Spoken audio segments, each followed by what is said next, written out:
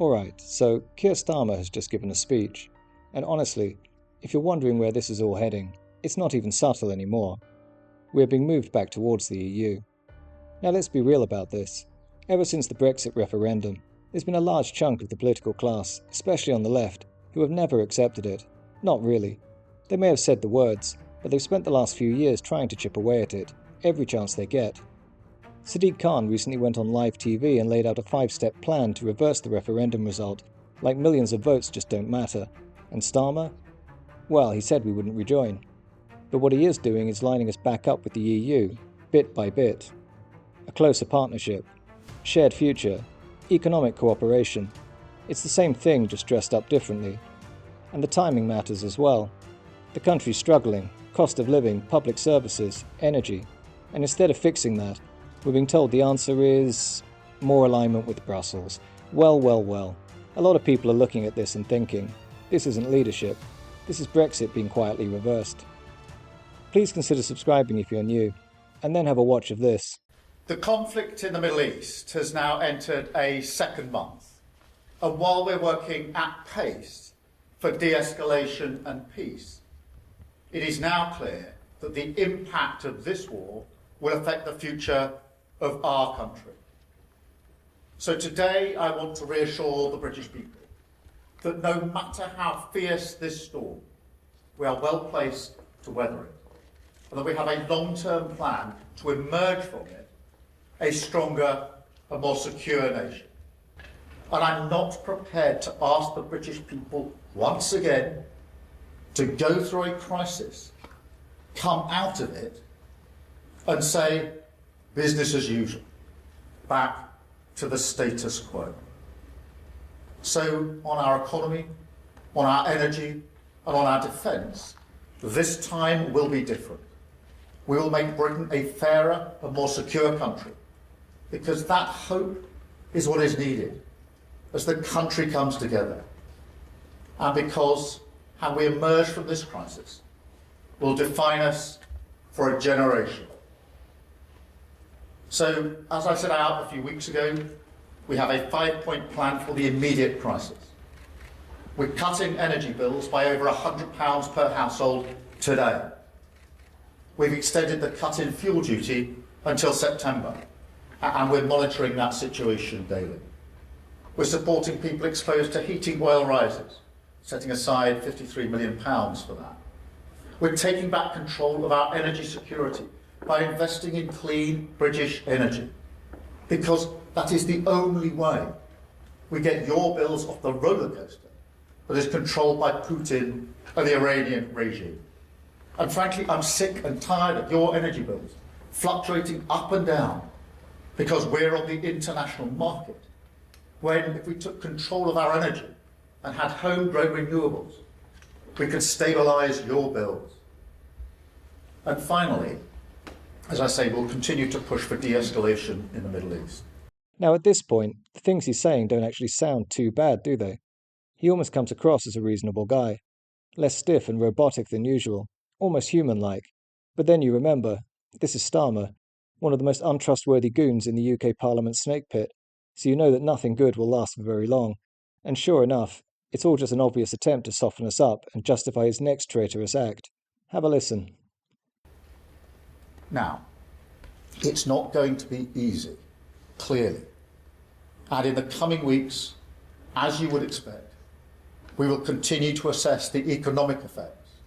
We will continue to stand up for the British national interest. And we will continue to do what we must to guide our country calmly through this storm. However, it is increasingly clear that as the world continues down this volatile path, our long-term national interest requires closer partnership with our allies in Europe and with the European Union. Now we have made progress on this front, on agriculture, electricity, emissions trading, and more. But as the Chancellor has rightly pointed out, Brexit did deep damage to our economy, and the opportunities to strengthen our security and cut the cost of living are simply too big to ignore. So, in the coming weeks, we will announce a new summit with our EU partners. And I can tell you that at that summit, the UK will not just ratify existing commitments made at last year's summit. We want to be more ambitious.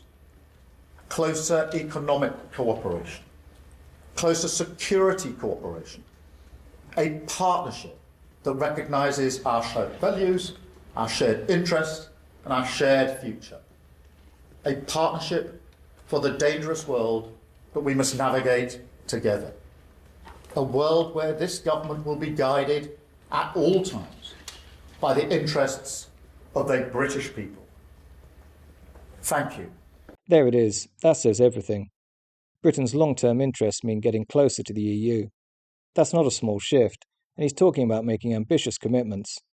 Once we start aligning on energy, trade and regulations, we're back under their system. Maybe not officially to begin with, but in practice, pretty close. And no one voted for that. There's been no honest conversation about it, no referendum, and he has no mandate. It's just going to be done. Gradually. Because apparently it's become a necessity. I think this is what you call don't let a good crisis go to waste. Here's Starmer and Lammy caught up with a crowd who let them know what we think of them.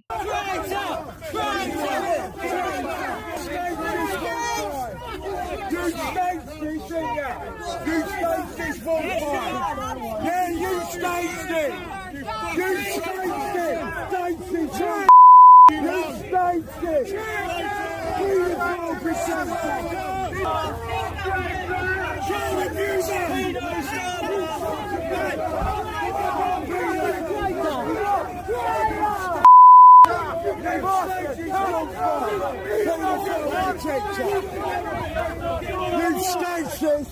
You're a child abuser! You child abuser! You child abuser! Where's Jimmy Savile? Where's Jimmy Savile?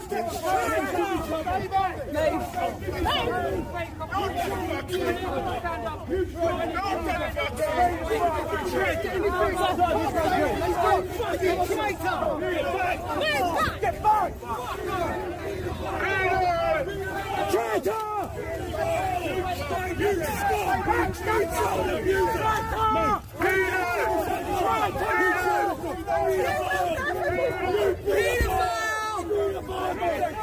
Paedophile protectors! You paedophile!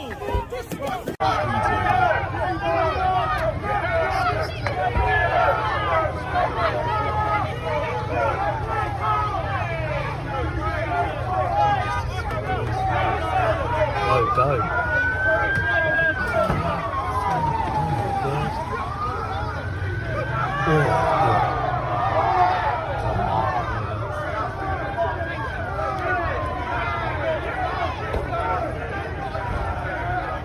Now you can agree or disagree with how people express it, but you can't pretend that the anger isn't real. There's been a growing feeling in the country for quite some time that people are being ignored and lied to on a regular basis. And politicians like Keir Starmer and David Lammy are the ones fronting that. On Brexit, on immigration, on the cost of living.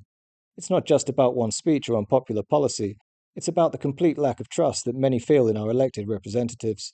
And once people feel the trust is gone, it's very hard to get it back. Anyway, what do you guys think of these latest developments?